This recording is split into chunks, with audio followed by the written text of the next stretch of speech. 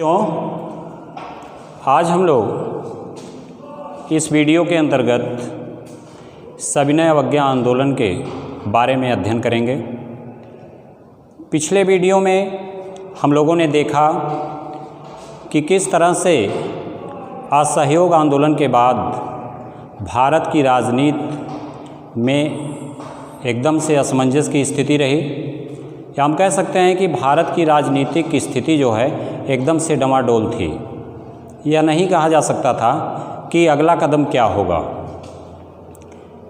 क्योंकि इस बीच में सविनय अवज्ञा आंदोलन और असहयोग आंदोलन के बीच में कई महत्वपूर्ण घटनाएं घटी, जो कि पिछले वीडियो में आपको बताया गया। जैसे गया के अधिवेशन में, कांग्रेस का जो अधिवेशन हो रहा था गया में, उसके अध्यक्ष चित्तरंजन दास जी बनाए जाते हैं और कांग्रेस से मतभेद होने के परिणाम स्वरूप उन्होंने गया अधिवेशन में ही कांग्रेस अध्यक्ष पद से त्यागपत्र दिया और वहीं स्वराज पार्टी का गठन किया। इसके बाद वो इलेक्शन में जाते हैं और उनकी पार्टी बहुत अच्छा प्रदर्शन भी करती है, लेकिन दुर्भाग्य यह रहा कि 1925 में चित्तरंजन दास की मृत्यु हो जाती है और यह पार्टी जो है टूट जाती है और इसके जो नेता होते हैं वो एक एक करके फिर से कांग्रेसी हो जाते हैं। दूसरी घटना यह घटी कि उस समय विश्व आर्थिक मंदी के चपेट में आ गया, जिससे भारत भी अछूता नहीं रहा। साथ ही साथ लॉर्ड इरविन ने एक कमीशन भेजा जिसे साइमन कमीशन के नाम से जाना जाता है। उस कमीशन का यह उद्देश्य था कि वो भारत आए और भारत की राजनीतिक स्थिति को देखे, यहाँ के माहौल को देखे और वह भारतीयों को यह बताए कि किस तरह से राजनीति करना है। तो इरविन ने कहा कि ये लोग जो जा रहे हैं भारत, या भारतीयों के हित के लिए जा रहे हैं। तो भारतीयों ने सोचा कि भाई ये जो साइमन कमीशन आया है, अगर यह भारतीयों का हित करने के लिए ये लोग आए हैं तो फिर इसमें कोई भारतीय क्यों नहीं है। तो भारतीयों ने सोचा कि ये अंग्रेज़ों की एक रणनीति है, एक चाल है। तो लोगों ने इसका विरोध किया, साइमन गो बैक के नारे लगाए। यह घटना घटी। इसके बाद लॉर्ड इरविन को जब लगा कि लोग विद्रोह करने पर उतारू हैं, तो उसने पंडित मोतीलाल नेहरू को चुनौती दिया और उसने कहा कि आप एक ऐसा संविधान बनाइए जिस संविधान को आपके देश के लोग अगर मान लेते हैं तो वह संविधान हम लागू कर देंगे। पंडित मोतीलाल नेहरू ने लॉर्ड इरविन की बातों को गंभीरता से लिया और उन्होंने एक अपना वेश, एक डाटा देश के सामने रखा, या हम कह सकते हैं कि एक संविधान बना करके देश के सामने, देश की जनता के सामने उन्होंने रखा। लेकिन इस संविधान को देश के नागरिकों ने ही अस्वीकार कर दिया। जो निम्न कास्ट के लोग थे, जो मध्यम कास्ट के लोग थे, वो कहे कि इसमें हमारे लिए कुछ नहीं है, इसलिए हम इसका बहिष्कार करते हैं। जो मुस्लिम वर्ण के लोग थे उन्होंने कहा कि हम भी इसका बहिष्कार करते हैं, इसमें हमारे लिए कुछ नहीं है। तो जैसा लॉर्ड इरविन चाहता था ठीक हुआ वही कि कोई नया संविधान बन करके तैयार नहीं हो सका। और फिर इसके बाद इसी संविधान में मोतीलाल नेहरू ने औपनिवेशिक स्वराज की मांग किया था। लेकिन जब लाहौर अधिवेशन में पंडित जवाहरलाल नेहरू को अध्यक्ष बनाया जाता है तो उन्होंने कहा कि अरे भाई, हम ये क्या मांग रहे हैं कि हमें औपनिवेशिक स्वराज दीजिए या औपनिवेशिक शासन दीजिए। नहीं, हम पूर्ण स्वराज की मांग करते हैं, क्योंकि देश हमारा है, इस पर शासन करने वाला भी हमारे ही देश का होना चाहिए। तो पूर्ण स्वराज की मांग रखा गया लाहौर के अधिवेशन में पंडित जवाहरलाल नेहरू के नेतृत्व में। और इसी अधिवेशन में एक फैसला और लिया गया कि स्वतंत्रता दिवस मनाया जाएगा, और इस स्वतंत्रता दिवस मनाने का एक उद्देश्य था कि लोग इससे जुड़ेंगे, देश के लोग इससे जुड़ेंगे और हम आगे की रणनीति को और अच्छे तरीके से लोगों के बीच में रख पाएंगे। लेकिन हुआ उसका एकदम से उल्टा। लोग इस स्वतंत्रता दिवस में ज़्यादा रुचि नहीं दिखाए और कहने का मतलब कि जितनी भीड़ चाही गई थी या जितनी देश के लोगों से अपेक्षा थी इसको सफल बनाने की, वह सफल नहीं हो सका।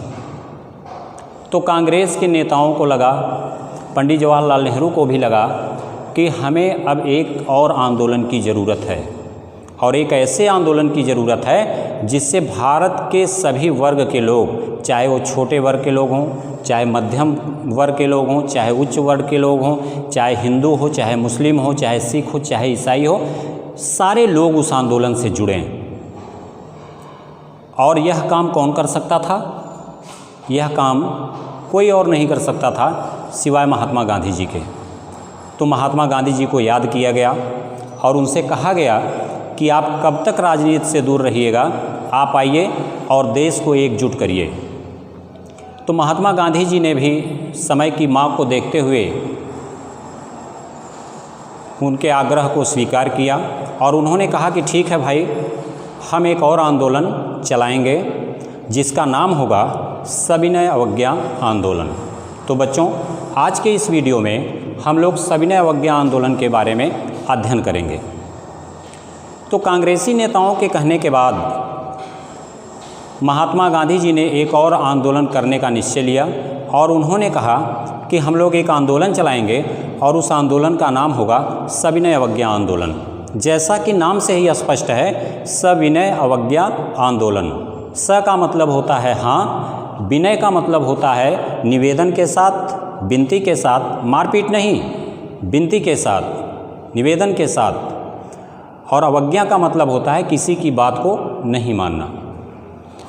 तो महात्मा जी ने कहा कि अंग्रेज़ों के द्वारा जितने भी कानून बनाए गए हैं हम लोग उसका विरोध करेंगे, लेकिन मारपीट के साथ नहीं, मारपीट नहीं करना है, बल्कि निवेदन के साथ उस कानून को तोड़ेंगे और कहेंगे कि देखिए भाई, आपने ये जो कानून बनाया है उस कानून में हम लोग कैसे जिएं, वह हमारे लिए हितकर कानून आपने नहीं बनाया है, इसलिए हम आपके इस कानून को नहीं मानेंगे और हम इस कानून को तोड़ेंगे।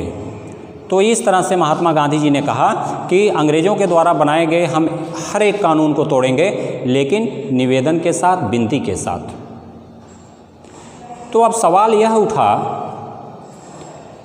कि सबसे पहले किस कानून को तोड़ा जाए, वह कौन कानून है, वह ऐसा कौन सा कानून है जो सबसे पहले हम इसको तोड़ें और जिससे सारे लोग प्रभावित हो रहे हों, पूरा देश प्रभावित हो रहा हो, चाहे वो निर्धन हो, चाहे वो धनवान हो, चाहे मध्यम कैटेगरी के लोग हों, चाहे हिंदू हो, चाहे सिख हो, चाहे मुस्लिम हो, चाहे ईसाई हो, चाहे जो कोई भी हो, हर लोग उससे प्रभावित हो रहे हों। तो ऐसा गांधी जी को सिर्फ़ और सिर्फ एक चीज़ नज़र आया, नमक। क्योंकि उस समय अंग्रेज़ों ने नमक को प्रतिबंधित कर दिया था, नमक पर कानून बना दिया था कि नमक कोई भी आम आदमी, कोई भी भारतीय नहीं बना सकता है। अगर कोई भी भारतीय या कोई भी व्यक्ति नमक बनाता है तो उसको कठोर दंड मिलेगा और साथ ही साथ उसके ऊपर जुर्माना भी ला दिया जाएगा। ऐसा अंग्रेज़ों का कानून था नमक के ऊपर। और उसने कहा कि अगर कोई बनाता भी है तो हमें इतना कर के रूप में, दंड के रूप में या लगान के रूप में उसको देना पड़ेगा। तो महात्मा गांधी जी ने कहा कि अंग्रेज़ों ने जितने भी कानून बनाए हैं उनमें सबसे खराब कानून नमक कानून है। अब आप ये बोलेंगे कि क्या सर नमक बनाना इतना आसान है? तो इसका उत्तर यही है कि नमक बनाना बहुत ही आसान है, क्योंकि यह समुद्र के पानी को उबाल करके बनाया जाता था और फ्री ऑफ कास्ट होता था, उसमें कोई लागत नहीं लगती थी, वह मुफ्त में बनाया जाता था। तो अंग्रेज़ों ने क्या किया कि इस पर प्रतिबंध लगा दिया और अंग्रेज़ी कंपनियां नमक को बनाती थीं और ऊंचे ऊंचे दामों पर इसे भारत के बाज़ारों में बेचती थीं। तो महात्मा गांधी जी ने सोचा कि सबसे पहले हम इसी कानून को तोड़ेंगे। अब तोड़ेंगे कहाँ? तो गुजरात में एक स्थान है दांडी, समुद्र के किनारे वो स्थान है। तो गांधी जी ने सोचा कि हम लोग दांडी जाएंगे और वहाँ पर समुद्र के पानी को उबाल करके नमक बनाएंगे और नमक कानून को वहीं तोड़ेंगे। तो अभी तक आप लोगों ने जाना कि गांधी जी ने ये निश्चय कर लिया कि हमें कौन सा कानून तोड़ना है, और ये आप लोगों ने जाना कि वो कानून कहाँ तोड़ना है। तो गांधी जी ने जब इन दो बातों को डिसाइड कर लिया तो उन्होंने सोचा कि क्यों ना अंग्रेज़ी सरकार को एक और मौका दे दिया जाए, बात बन भी सकती है। उन्होंने ऐसा सोचा कि आंदोलन शुरू करने से पहले अंग्रेज़ी सरकार को एक मौका दे दिया जाए। तो गांधी जी ने अपने 11 सूत्री मांगों को पत्र के माध्यम से लिख करके लॉर्ड इरविन के पास भेजते हैं। उन 11 सूत्री मांगों में उन्होंने कहा कि अगर ये मांगें आप हमारी मान लेते हैं तो हम लोग आंदोलन नहीं करेंगे इतने समय में, अगर आप मान लेते हैं, और अगर आप हमारी मांगों को नहीं मानते हैं इतने समय तक तो हम लोग आंदोलन करने के लिए विवश हो जाएंगे। 11 मांगों में क्या था कि नंबर 1 पर तो यही था कि जो आपने नमक कानून बनाया हुआ है इसको आप तत्काल समाप्त करिए, यह कानून एक अंधा कानून है। और दूसरी चीज़ उन्होंने ये कहा, दूसरी मांग ये रखा महात्मा गांधी जी ने कि जो अन्य वस्तुओं पर आपने लगान लगाया हुआ है लोगों के ऊपर, वह लगान आप आधा कर दीजिए, यानी कि जो कर आप ले रहे हैं लोगों से उस कर को आप आधा कर दीजिए। और तीसरी मांग उन्होंने यह रखा कि जो आप नशीली वस्तुओं का ये जो बाजारीकरण किए हुए हैं, जो बेच रहे हैं जनता में, लोगों के बीच में, इससे लोगों का जीवन और पारिवारिक जीवन दोनों बर्बाद हो रहा है, इसको आप तत्काल प्रतिबंधित कीजिए। तो इस तरह से महात्मा गांधी जी ने लॉर्ड इरविन को अपने पत्र में, या हम कह सकते हैं एक धमकी भरा पत्र उन्होंने लिखा, जिसमें उन्होंने 11 मांगों को रखा और उनमें कुछ प्रमुख नाम आपको बताए भी गए। तो जब यह पत्र लॉर्ड इरविन के पास पहुंचता है तो लॉर्ड इरविन जो है महात्मा गांधी की बातों पर ज़रा भी ध्यान नहीं देता है, एकदम से उनके लेटर को वह अनसुना कर देता है। तो विवश होकर के महात्मा गांधी जी भी आंदोलन करना प्रारंभ कर देते हैं। तो उन्होंने क्या किया, 12 मार्च 1930 ईस्वी को ये अपने 78 साथियों के साथ साबरमती आश्रम से दांडी के लिए निकल जाते हैं। अब यहाँ इनकी एक रणनीति भी थी। रणनीति क्या थी? उन्होंने इतनी जो दूरी तय की थी नमक कानून को तोड़ने के लिए, साबरमती से लेकर के दांडी के बीच कम से कम 240 मील की दूरी थी। तो ये जो 240 मील की दूरी महात्मा गांधी जी ने तय किया था, यह सोची समझी रणनीति के तहत तय किया था। उन्होंने कहा कि हम लोग एक दिन में 10 मील चलेंगे और रास्ते में जितने भी लोग हमसे मिलते चलेंगे हम उनको अपने इस आंदोलन के बारे में बताते चलेंगे। तो जब महात्मा गांधी जी ने यह यात्रा आरंभ किया और जहां वो रुकते और जब लोगों को ये पता चलता कि महात्मा गांधी जी अपने 78 साथियों के साथ आंदोलन फिर से शुरू कर चुके हैं, तो उनको सुनने के लिए बहुत सारे लोग आया करते थे।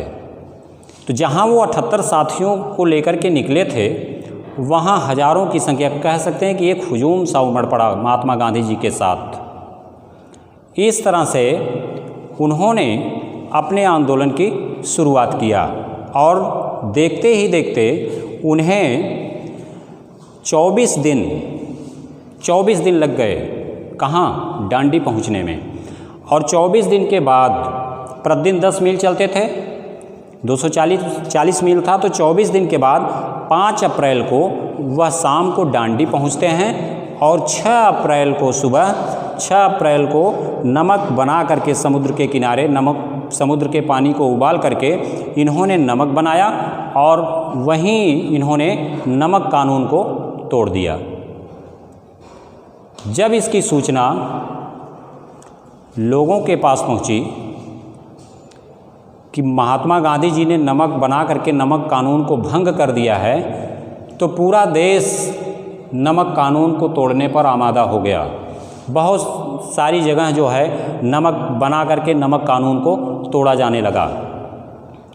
तो इस तरह से हम कह सकते हैं कि महात्मा गांधी जी नमक कानून को तोड़ते ही सविनय अवज्ञा आंदोलन स्टार्ट कर दिए। यानी कि जिस समय उन्होंने नमक बना करके नमक कानून को तोड़ा, उसी दिन से सविनय अवज्ञा आंदोलन की शुरुआत हो गई। अब हुआ क्या, सिर्फ एक ही कानून नहीं तोड़ा गया। जब लोगों को पता चला कि महात्मा गांधी जी ने नमक कानून को तोड़ दिया है, तो वो और सारे कानून को तोड़ने लगे। जैसे अंग्रेज़ों ने जंगलों में जाने पर भारतीयों को रोक दिए थे, कानून बना दिए थे कि कोई भी भारतीय जंगल में लकड़ी काटने के लिए उसके उद्देश्य से नहीं जाएगा, अगर जाता है तो वह कठोर दंड का पात्र होगा। तो लोग जो है जंगलों में जाना शुरू कर दिए और शराब के दुकानों की बिकेटिंग की गई। बिकेटिंग क्या होता है, जैसे शराब की दुकानों पर जो लोग शराब पीने के लिए जाते थे, तो वहाँ कुछ लोग जाकर के खड़े हो जाते थे दुकान के सामने और बोलते थे कि शराब आपके लिए हानिकारक है, शराब आपको नहीं हम पीने देंगे, और उनको वहाँ से डांट करके भगा देते थे। शराब की दुकानों की बिकेटिंग की गई। विदेशी सामानों की होली जलाई जाने लगी, यानी कि विदेशी वस्तुओं को लोग चौराहे पर जलाना प्रारंभ कर दिए। मतलब कहने का मतलब तरह तरह से लोग जो है कानून को तोड़ना प्रारंभ कर दिए। हुआ क्या, सरकार ने क्या किया, चूँकि अब उनको आर्थिक नुकसान होना प्रारंभ हो गया था और अंग्रेज यह आर्थिक नुकसान किसी भी कीमत पर बर्दाश्त नहीं कर पा रहे थे, तो उन्होंने क्या किया, जो करते चले आ रहे थे। करते क्या चले आ रहे थे, डंडे का सहारा लिया, लोगों को मारना पीटना शुरू कर दिया, यहाँ तक कि 1 लाख लोगों को उन्होंने जेल में डाल दिया गया। जेल में डाल दिया 1 लाख लोगों को। हुआ क्या कि 1930 ईस्वी में, अप्रैल 1930 ईस्वी में गफ्फार खां, यहाँ ध्यान देने योग्य बात यह है कि गफ्फार खां को सीमांत गांधी भी कहा जाता है, इतने लोकप्रिय थे। इनको जेल में डाल दिया गया। लोग एकदम से पागल हो गए। तो गफ्फार खां के जेल जाने के बाद लोग एकदम से आग बबूला हो गए, वो और तोड़ फोड़ करना प्रारंभ कर दिए। इसके ठीक 1 महीने के बाद महात्मा गांधी जी को भी अंग्रेज़ों ने जेल में डाल दिया। लोग और पागल हो गए, लोग और ज़्यादा विद्रोह पर आमादा हो गए, मारपीट करना शुरू कर दिए, जगह जगह हिंसक आंदोलन प्रारंभ हो गए। महात्मा गांधी जी यही नहीं चाहते थे। वो ये चाहते थे कि आंदोलन हो, लेकिन उस आंदोलन में हिंसा का कोई स्थान न हो। लेकिन यहाँ क्या हुआ, यहाँ हिंसा जो है फिर से प्रारंभ हो गया। गांधी जी ने क्या किया, जब लोग हिंसक हो गए, जब गांधी जी ने जाना कि स्थिति अब गड़बड़ हो रही है, तो उन्होंने 5 मार्च 1931 ईस्वी को आंदोलन वापस लेने का निर्णय ले लिया। और जब आंदोलन वापस करने का उन्होंने निर्णय ले लिया, तो लॉर्ड इरविन और महात्मा गांधी दोनों लोग बैठ करके बात किए कि देखिए भाई, गांधी जी ने कहा कि जो हमारी मांगें हैं उसको आप मान लीजिए, नहीं तो फिर हम आंदोलन करने के लिए विवश हो जाएंगे। तो लॉर्ड इरविन ने कहा कि देखिए, हमारे यहाँ लंदन में एक सम्मेलन का आयोजन किया जा रहा है, गोलमेज सम्मेलन। वहाँ आप जाइए और वहाँ आप अपनी बातों को रखिए। अगर हमारे लोगों को ये लगा कि आपकी मांगें जायज़ हैं, तो हम आपकी मांगों को यहाँ पर लागू कर देंगे। तो महात्मा गांधी जी 1931 ईस्वी में गोलमेज सम्मेलन में भाग लेने के लिए लंदन चले गए। ये गोलमेज सम्मेलन क्या होता है? गोलमेज सम्मेलन ऐसा होता है कि एक मेज होता है जो एकदम से गोलाई में होता है, इसके चारों तरफ कुर्सियाँ लगी होती हैं। कुर्सियाँ क्यों लगी होती हैं? कि ताकि जो बैठ रहे हैं लोग वो एक दूसरे का चेहरा जो है आसानी से देख सकें, और इसी सम्मेलन को गोलमेज सम्मेलन कहा जाता है। तो महात्मा गांधी जी गोलमेज सम्मेलन में भाग लेने के लिए गए, लेकिन वहाँ जो वार्ता रही वह असफल रही, वह वार्ता सफल नहीं हो सकी। इसके बाद महात्मा गांधी जी वापस भारत लौटे और उन्होंने देखा कि अंग्रेज़ों ने तो एक नए सिरे से लोगों को मारना पीटना फिर से शुरू कर दिया है, और खान गफ्फार खां जैसे लोग, पंडित जवाहरलाल नेहरू जैसे लोग ये जेल में बंद हैं। तो महात्मा गांधी जी को लगा कि इस माहौल में क्या आंदोलन करना सही है।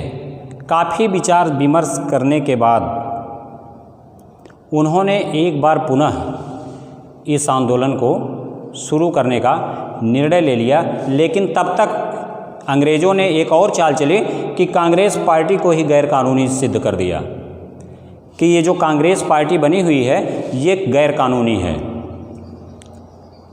तो फिलहाल बहुत सोच विचार विमर्श के बाद महात्मा गांधी जी ने इस आंदोलन को शुरू करने का निर्णय लिया और फिर से इस आंदोलन को प्रारंभ किया।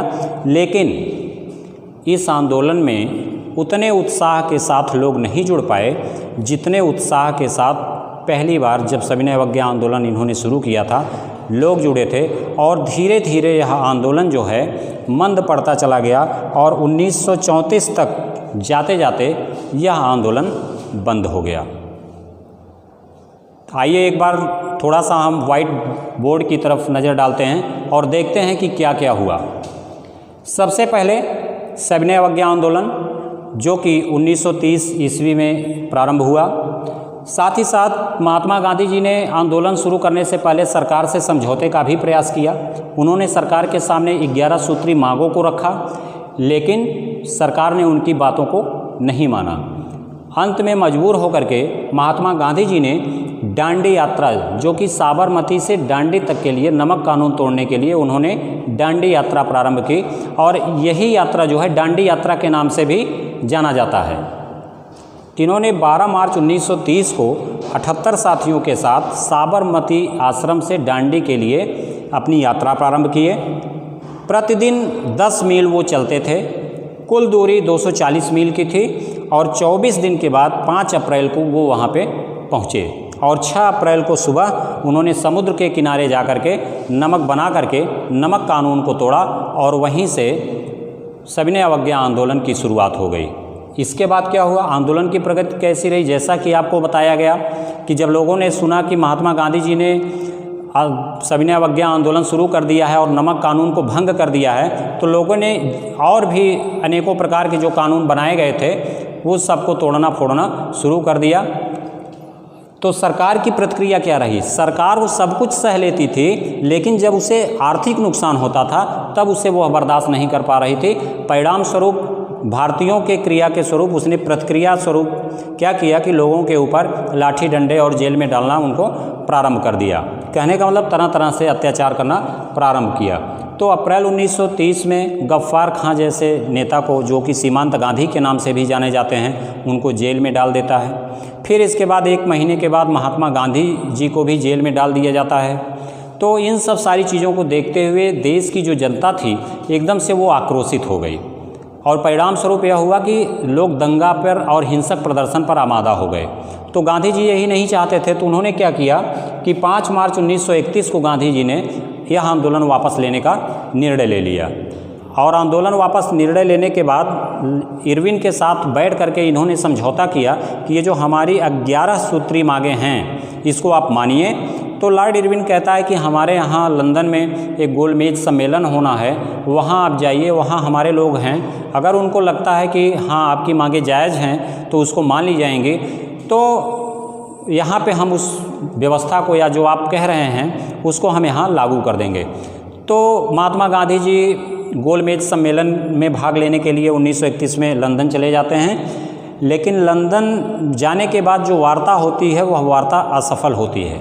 असफल होने के बाद जब वो भारत वापस लौट करके आते हैं तो देखते हैं कि यहाँ का राजनीतिक परिदृश्य एकदम से बदला हुआ है। खान गफ्फार जैसे नेता और जवाहरलाल नेहरू जैसे नेता जेलों में बंद हैं और अंग्रेज़ों ने नए सिरे से लोगों को मारना पीटना स्टार्ट कर दिया है। और उसी समय अंग्रेज़ों ने कांग्रेस पार्टी को गैर कानूनी घोषित कर दिया।